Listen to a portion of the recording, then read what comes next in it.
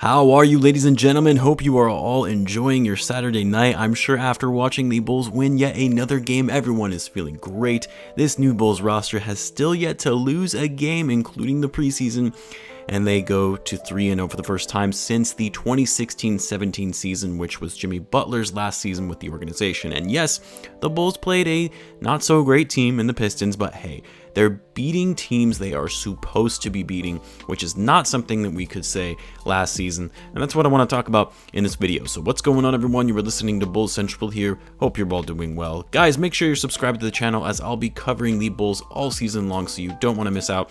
Get on the hype train while you can. This team is going to be fun to watch. Now, I know a lot of fans, analysts, media will likely say, the Bulls haven't played anyone important, and sure, their schedule has been easy thus far, and they are going to be tested in the coming weeks when they head to the West Coast, but the fact of the matter is, this Bulls team is clicking so incredibly well in how they operate as a team on both ends of the floor. We've talked about it before, but the ball movement, the communication on the defensive end, the smart plays, efficient shots, everything with these guys is gelling. People thought it would take some time for this team to start meshing, including myself, and the guys have just looked like they have been playing together for years, and I am loving every minute of it. You know, after the incredible game the Bulls had last night in their home opener, I thought they might come out a little tired on the second game of a back-to-back, but no, the Bulls looked just as energized, if not more, than they did in last night's game. They started off slow. I believe the Pistons got off to a 9-0 run, but then the Bulls came right back with an 8-0 run of themselves, and the game remained close throughout the first quarter, but really the Bulls took over from there, and especially in the second half where the Bulls absolutely dominated, outscoring the Pistons 25-11 in the third quarter.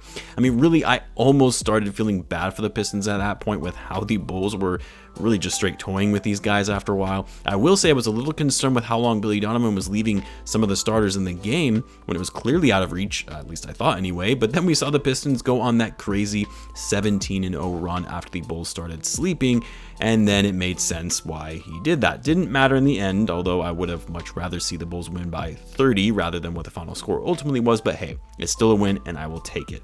A few things to call out from this game, and I noticed this when looking at the box score at halftime, and I thought I was looking at it wrong for a second, but the Bulls only had one turnover for the whole first half. One. This is a team that averaged over 15 turnovers last season. Now, they did end up finishing with 12 turnovers, but man, seeing this team taking care of the ball is something we so desperately wanted to see last season. Again, they got sloppy at the end, which was a problem that we saw last year in the Bulls being able to close out games and putting teams away. But unlike last season, the Bulls didn't completely collapse and give up a massive fourth quarter lead like we saw so many times. Another thing we have been talking so much about that we needed to see improve from last year was this team's defense. I know technically they weren't that bad on defense last year when you look at their defensive rating, but from an eye test, they really weren't that great. And despite everyone talking about how bad this team was going to be on defense this year, well, this team has been proving all of you guys wrong in every way, not only in how their ability to disrupt a team's offense in transition, but their perimeter defense in the half court. And of course, so far anyway, only allowing their opponent to average 94 points. It is just 3 games, but that's second best in the league right now. And the Bulls showed off their defensive effort in this game with 13 steals and 11 blocks.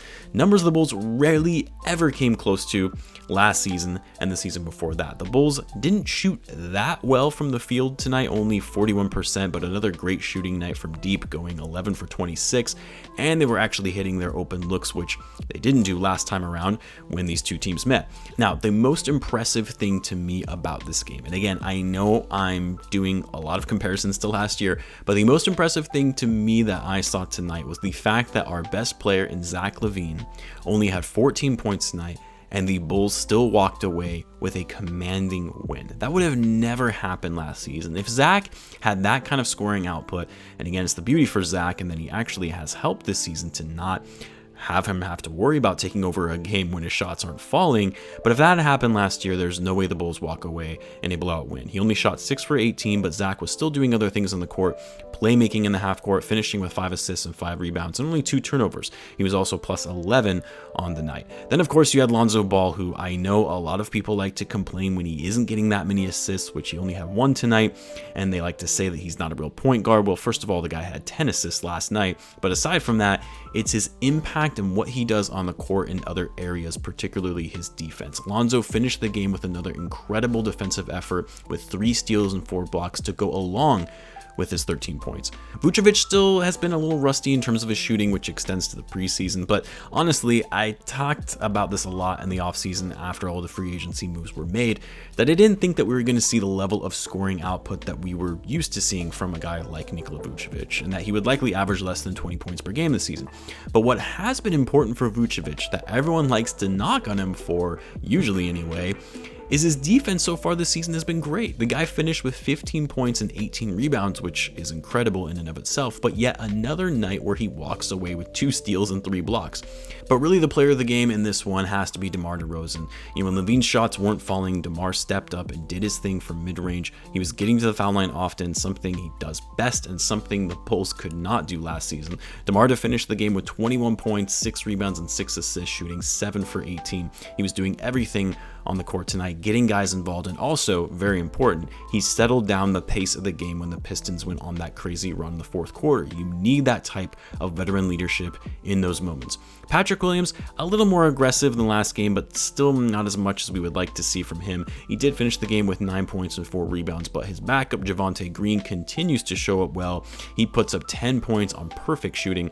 And then how about Alex Caruso off the bench, snagging the ball away and getting 5 steals in this one to go along with his 12 points and 4 assists, also again on efficient shooting. And man, I love seeing Ayo getting minutes and cracking Billy Donovan's rotation. He has that hustle play at the end, embodied his way into the paint for that layup that got the crowd roaring, hoping to see more of Ayo as the season continues, even after Coby comes back. But anyway, overall, just another solid game from this Bulls team. Sure, there are still aspects of their game that need to be worked out, like any team. I think not getting too complacent when you have a big lead is one of them, and obviously they're going to be tested when they go against much bigger teams down low. But overall, I love what I'm seeing from this team. This is exactly what the Bulls needed to do in taking care of these first few games that needed to be easy wins, and I'm looking forward to seeing this upcoming week when the Bulls start playing more challenging competition.